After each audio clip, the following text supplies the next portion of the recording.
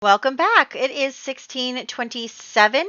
In the last one, we had Margaret trying to get her siblings to do chores, East May finding out about Odalina's affair baby, um, Solomon and Bernard getting together, lots of different things going on. This year we have to roll for all the babies that were born last time. So we have 4 babies that are becoming toddlers. No 4, 8, or 17.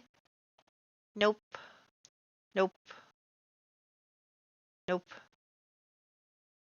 They all survived.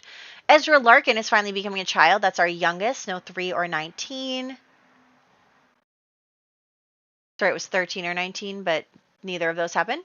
And then we have Bertram Waldrick II aging up. Oh my gosh, no 3, 9, or 20. Please marry the love of your life.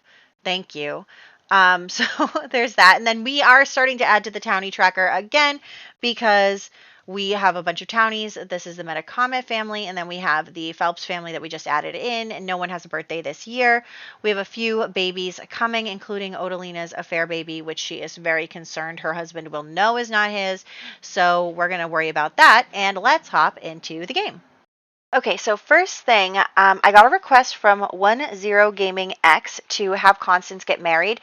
She rolled not to have any children, but, still give her that kind of happily ever after love story, which she didn't get in her past life. So I totally agree. She deserves to have a happily ever after. So I grabbed a sim off of my hashtag, Megan Plays Sims, if you want to upload any sims for me. And this is from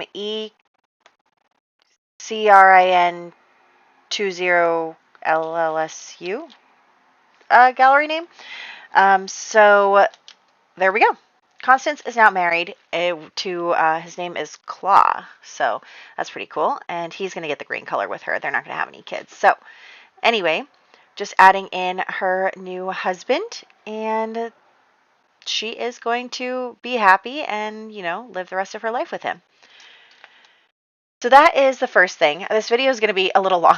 We have a lot to get through. I'm trying to make it so that each kind of household has a story, which then makes there much more things going on. So we will focus on that.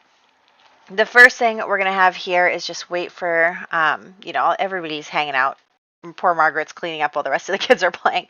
But as you know, last time we had Ismay see Odalina having this argument with Anawan because she is pregnant and she's worried that, the baby won't pass as her husband's. And so she is trying to figure out what to do because she doesn't want her husband to find out. So she was overheard by Ismay. And can you go away? I'm talking about you. So Ismay kind of pulls her aside during, when she sees her out one day and basically tells her like, hey, I overheard your predicament and I think I can help you for a price, of course.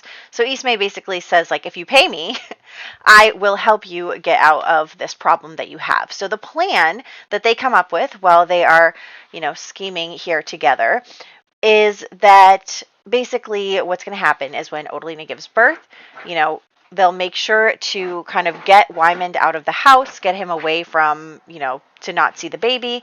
And then she's going to call Ismay over. She's going to have the baby, and Ismay is going to take the baby to Anawan. He's going to take in the baby, and she's going to tell Wymond that the baby did not survive. So, and that she had to, she doesn't, I don't know what excuse we're going to use for not having the body. But anyway, so these two are conspiring together to basically hand the baby off to Anawan because he is family oriented. He would take Odalina and the baby in right now, but she doesn't want to do that. She doesn't want to go live with him. She likes her life. She likes her current family. She just wanted to have some fun, and she doesn't want to deal with the consequences of her actions.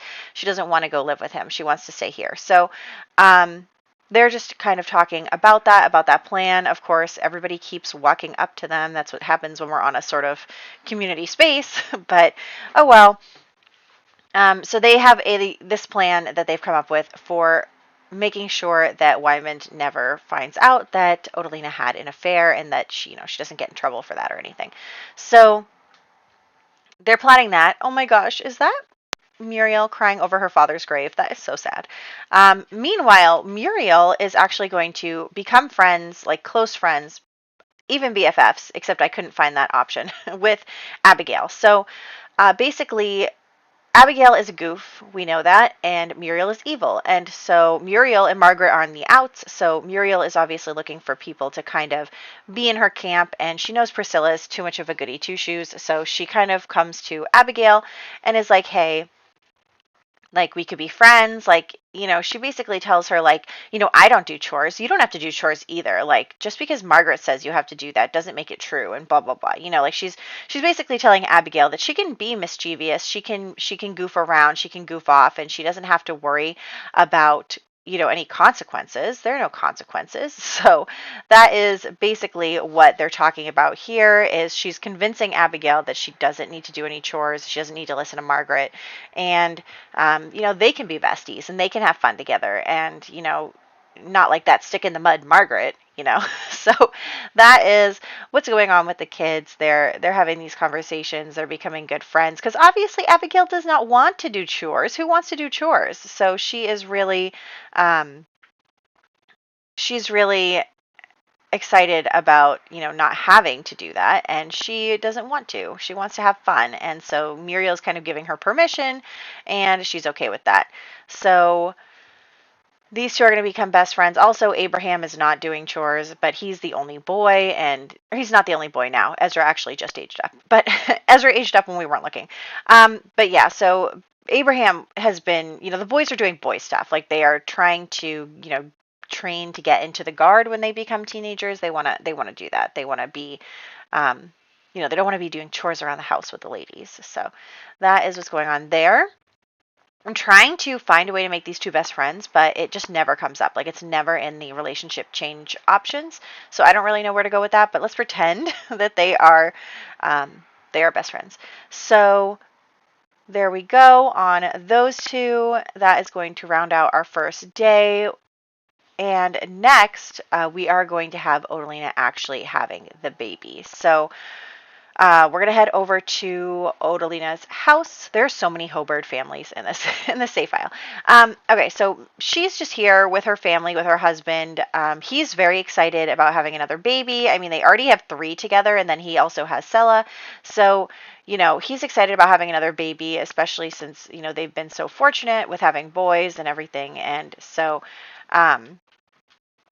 there he's excited, and she is not excited, right? Because she's worried, and honestly, she doesn't even care. Like, even if she has the baby and like maybe it could pass for his child, she knows that as children grow up, they look more and more like their parents, and she's just not willing to risk it at all, because Wyman is the captain here, he is the leader of this community, and she is not willing to get thrown out of the community because of her actions. So anyway, Wyman goes out hunting for the day. She like sends him off to go find some more food, and she calls Ismay over, and she has the baby.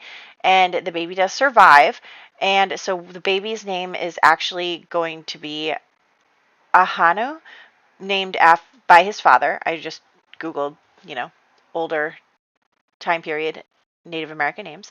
So, that is going to be the baby's name. He's going to be named by his father, because Odalina doesn't want the baby, so she's not even trying to name the baby. So I'm realizing also there's something wrong with my spreadsheet. I don't really know what the problem is. For some reason, some of these are off, and I don't know what the deal is. I think it's probably because the dates just changed. Like now toddlers are only 14 days instead of 18, and now children are 32 instead of 28. So it's probably just some leftover stuff from that. Hopefully, maybe we'll see. So anyway, just moving over the birthday names now too. See, yeah, I'm messing this up really bad. We're just gonna pretend that everything's fine and that I understand where things are supposed to go. So she has the baby, and now we hand the baby over to Ismay, basically tell her like take the baby, take him away. It's a boy, and now Wyman has come back, so Odalina is going to rush out while Ismay sneaks out the back with the baby, and she's going to come and meet her husband in tears, basically crying over the baby, being like, oh, the baby didn't survive, it's so awful. And he does want to see the baby, but maybe we'll say that she just says like, oh, I already sent the baby away with like whatever priest or something that they would have in this community. So she basically just kind of says that it's too late, and he's obviously devastated by this because he is a family guy too. He is definitely someone who cares about his family, and he's very sad that his one of his children passed away. They've been very fortunate up until now, but now it's over. They don't have their baby anymore, so it's very sad. And then Demita actually has her last child, who does not survive, unfortunately. But they have 2 sons, so I think that they're in pretty good shape. Him and Humphrey and Demita. So anyway, we are going to now also, because I forgot to add the baby onto here, so we're going to add the baby, and we also actually have to add the whole Metacomet family because they actually previously have not been in our family tree. So they are now going to get added because we have a connection to them. Not that we weren't getting a connection to them anyway through Bertram and Highway, but we'll get to that in just a second. So yeah, here is everybody. Adding them to the family tree, we have, the Metacomet couple. Unfortunately, now that he is taking in the baby, his wife obviously knows he was having an affair, and that is really not good for their marriage, right? That is really not good for their marriage. So that is unfortunate for them, because that's awkward, right? Like, also, well, we can get into it a little more later, but anyway, so just adding them all in. Then we'll also add in Demita's child, who did not survive, and then we are going to actually bring the baby over to him. So also, I'm just getting all of their names wrong. It's fine. I thought I wrote them down correctly, but I did not. So, okay. So here we are. And then we're going to hand off the baby. So let's get the baby over to the Metacomet family. And then we're going to see, obviously we can't just like have Ismay take the baby over there. That's not really a thing that can be done in The Sims. So I'm going to send the baby over there, and then I'm going to send Ismay over there to go pretend to be dropping off the baby. So that's what we'll do there. And then yeah, so we're going to take Ismay, who I forgot to have actually take money from Odalina. So we are going to do that. She took some money from Odalina. We're back up to 20,000 simoleons. And then we're going to head over here. And she's actually going to bring Muriel with her.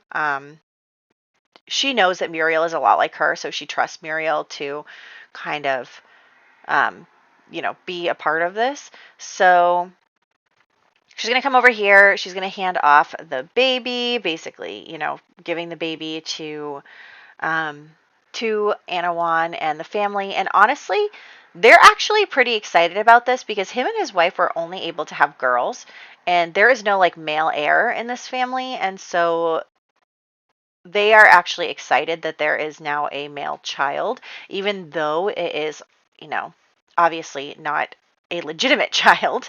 But I think that Anawan is still excited to have a son now, although his wife is so angry. She is not happy because she is furious because he had an affair, right? She has a right to be furious about that. So anyway, Ismay's come over. She's dropping off the baby. She is doing her thing. Muriel was also there, but it's not, not something we have to kind of dwell on, except for the fact that that marriage is not doing well. And then we are going to head home. So the next thing that's going to be going on today is that the kids are playing. The dog is barking. Everything's fine. Margaret is doing chores. Also, Priscilla is going to come help do chores. But as we know, Muriel has kind of convinced Abigail that she can do whatever she wants.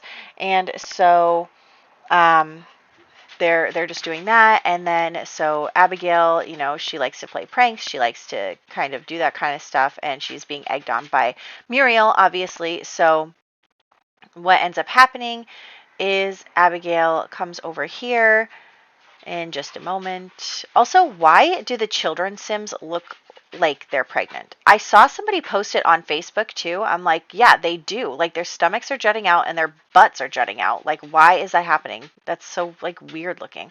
But anyway, so Abigail is pulling plants out of the ground. She thinks that she's having fun in the dirt and she's pulling plants out of the ground. Margaret, of course, is furious because she's tending the garden. So she comes over here and she, rushes over and is like, "What are you doing? Like, stop doing that." And kind of pulls her aside and is like yelling at her, like, "Why are you doing that?" And Abigail's like, "You're so boring. You're so mean. Like, why can't you just have fun?" And like, Margaret's like, "How do you think we eat? Like, this is our food. Like, this is stuff we need." And they're just arguing and she's furious. Margaret is so angry because obviously she spends a lot of time working on that kind of stuff. And she is, you know, not happy with the fact that, uh, Abigail would cause problems for her. Of course, Ismay hears all the shouting and comes and yells at Margaret and is like, "Why are you always a problem child?" And of course, poor Margaret gets blamed for everything, as always. Why did you just do that? So anyway, what's going to happen is, like, Ismay is sick of Margaret, and so she is going to try and cause, Margaret to be more obedient of a child. And so she actually calls over Wyman, who is still reeling from the death of his child, but she calls over Wyman to kind of scold Margaret and kind of, give her a talking to about, like, "Margaret, you have to be more nice. You have to do your chores properly. Like, you're never going to find a husband if you don't do these things. Like, men aren't going to like an argumentative girl." And, like, he's just basically giving her, like, the spiel of, "Oh, was that a burglar? You guys, I didn't even notice when I was playing. Apparently there was a burglar and I didn't see it. So it probably stole some stuff." um, Anyway, so yeah, Wyman's giving her the time. Margaret is like not interested. So anyway, now we're back with the Metacomet family, and Highway is actually scared. She is scared that not Bertram nor anybody else is going to want to marry her now that she has been disfigured by the fire. She is, obviously having a really hard time with that, and she is feeling really self-conscious about her new scars and everything, and she's just scared. And obviously the family members are not helping. They're like, "Yeah, you're not going to find a husband now." Like, they're not being very supportive at all or very nice at all. They're like, "You should have just married earlier when we told you to. Like, this is your fault, blah blah blah." And Highway is scared because she's really really scared that she's not going to be able to, be with the person she loves or be with anyone. Also, we're having another baby be born to Christina and Peter, who is going to be Esther, which is such a cute little name for a Puritan baby. So they've had another child, and then we're going to um, come here and add the baby in. But yes, so Highway is very nervous that she's not going to be able to get married now, that no one's going to want her because of her scars, and she is definitely down about that. She's very upset. So she actually has not really contacted Bertram in the meantime. Also, nobody else talks to Bertram from here, so he doesn't really know exactly what the deal is, what's going on. So but meanwhile, she's getting lectured by her brother-in-law about stuff, by her sister, just about, like, how she's going to live her life from now on, how she can live her life from now on, and all of that. So it's really not good for her. But we are going to bring Bertram over here because we know Bertram and he's a good guy and he loves her no matter what. So we're going to call him over if he would come over, except it's like Bertram doesn't want to hang out. Get to know him better. Get to know him better. They are literally the highest you can be. So anyway, Bertram is going to come over, and he actually has not seen her. Like, he's been trying to see her, but he hasn't been able to see her since, she had her accident. So he is obviously shocked. He is shocked about what happened, and so he's like, "Are you okay?" Like, all this stuff.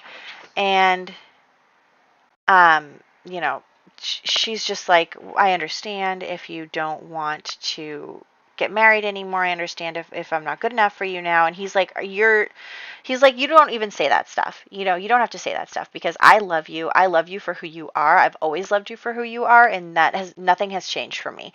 And so he basically is saying that he wants to marry her anyway. He's like, let's get married today. I don't care if it's not a big ceremony. We'll just elope. We'll just get married with your family here. Like, obviously, his community is not going to let her get married in the church. So unless she converted, but he is like, I'm willing to give up everything. I'll give up my house. I'll give up everything I have, and I'll come here and I'll be with you. And so he comes in to talk to her family about it, and he's like, I want to marry her and everything. And so basically, I think that he earned a lot of respect from her family because he still wanted to marry her, which obviously is gross, but like think about how times were back then. People placed a lot of, a woman's worth on her looks and everything. And so he's definitely earned the respect of her family. And, previously they didn't want him to marry her, but now they're kind of like, okay, well, you obviously love her no matter what. And that like really means something. And so they are definitely, warming up to him, and they're like, well, you're going to have to live by our rules. Like, you're not going to get to just, do whatever you want. Also, Odalina, go away. We're not doing your stuff right now. She probably is thinking about the baby and stuff, but she also, like, probably the wife turns her away here. But that can spur a conversation between husband and wife. So Odalina shows up, but the wife chases her away and basically is arguing with her husband. And, she is very upset because she couldn't give him a son, and now he has a son from somebody else who he had an affair with, who's not even part of their community, and she's just like, she's angry. She's angry. And you know what? She has a right to be angry, my guy. You messed up. So anyway, we are going to add Highway and Bertram to a new household. They are going to live in the Native American camp. So, this is also a residential rental with like different little houses. So they are going to go live over there instead of in the Puritan camp. So also, I'm an idiot. I forgot that he wasn't also Hobart. I forgot that he was Waldrick because like his thing is like gray. So I thought like for a second that it was white, and I don't know. Don't ignore me because there's no purple for the CC. So anyway, pretend that I did that right. But anyway, so they are just going to elope. They're gonna have a small ceremony, just kind of spend this time together. They don't need this big party or anything, and neither of their families is really willing to give it. So they just have a small little ceremony together, and they get pregnant right away. Of course, he has 7 baby tries. So I think I was thinking in the future what I might do is I just might say like whether a sim would get pregnant or not get pregnant.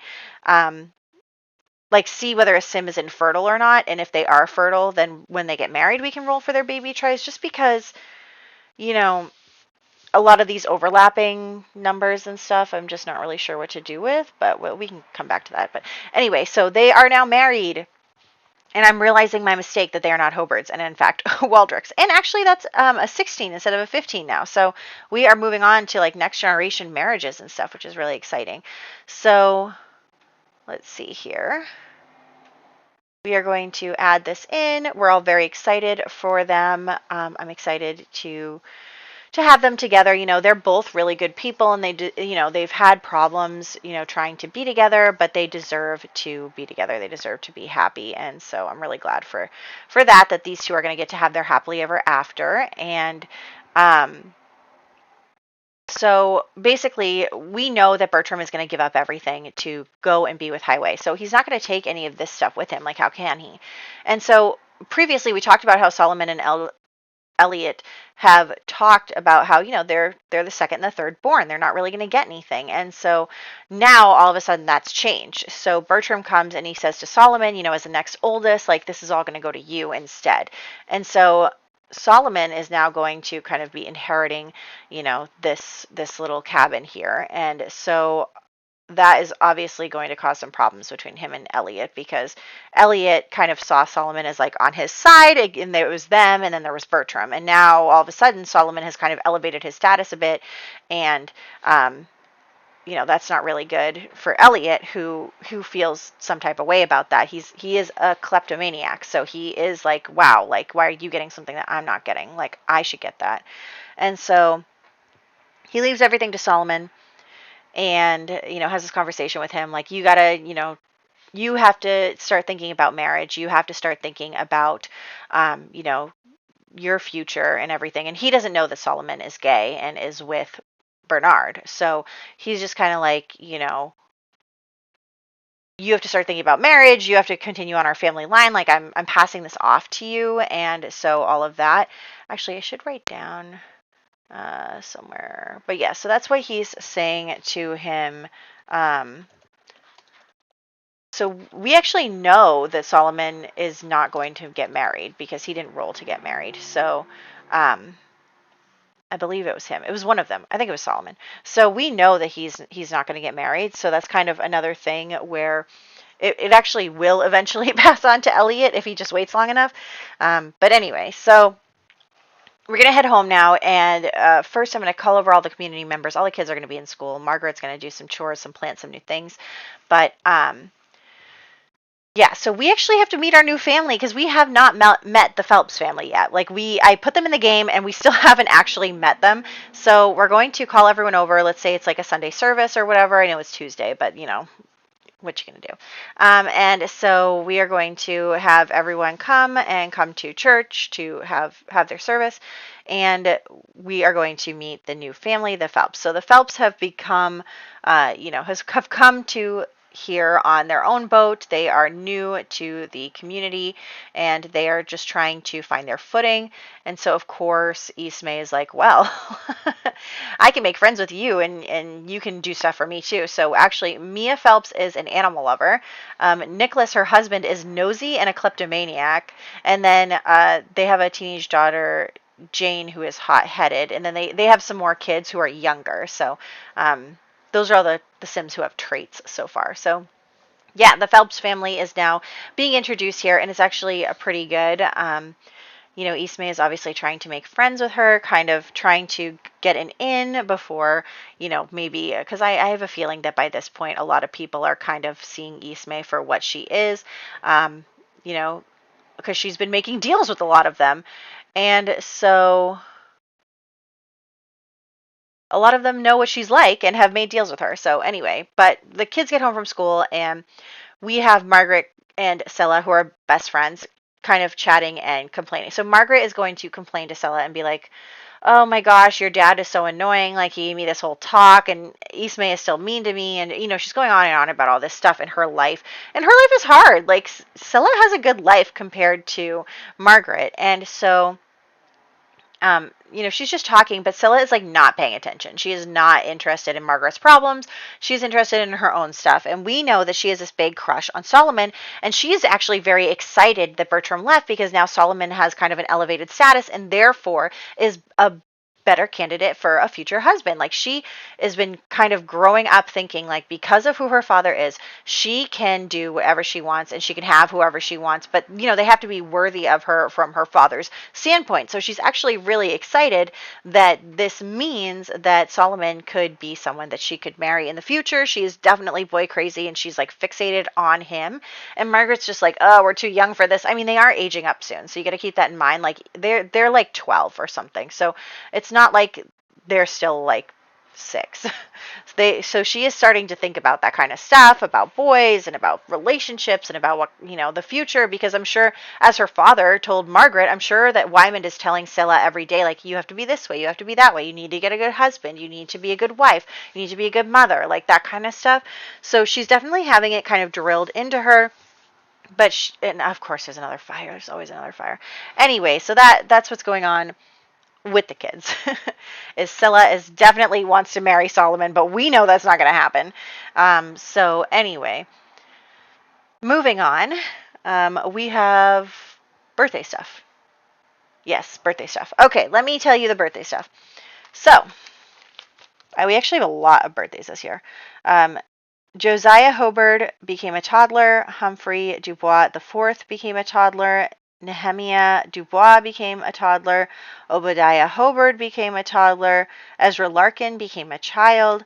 Bertram Waldrick II became a young adult. Claw Harry was introduced. He is an adult. Baby Dubois did not survive. Ahanu Metacomet became an infant. Esther Hobart became an infant. And then at Highway, we made her into a young adult because we wanted to marry her. So she was supposed to become a young adult in 2 years anyway, but we just pushed that forward a little bit. So Yeah, that's all the birthdays. This is already pretty long, so I'm going to stop here instead of making you watch all of the birthday pictures. But I hope you guys enjoyed this part. I'm really like enjoying kind of getting a ton of like little drama stuff in here and there, see how the different families are and everything. So I'm excited about that, and I hope you enjoyed, and I'll catch you in the next one.